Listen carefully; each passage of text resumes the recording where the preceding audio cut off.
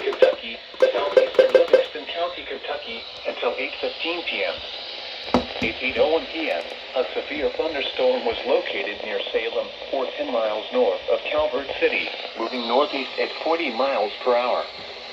Expected hazards include 60 miles per hour wind gusts and quarter-size hail. This is a radar-indicated threat. The following impacts are expected. Hail damage to vehicles is expected. Expect wind damage to roofs, siding, and trees. Locations impacted include Salem, Smithland, and Dykersburg.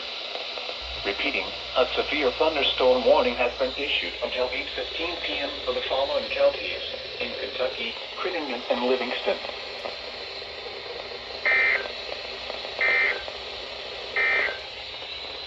The National Weather Service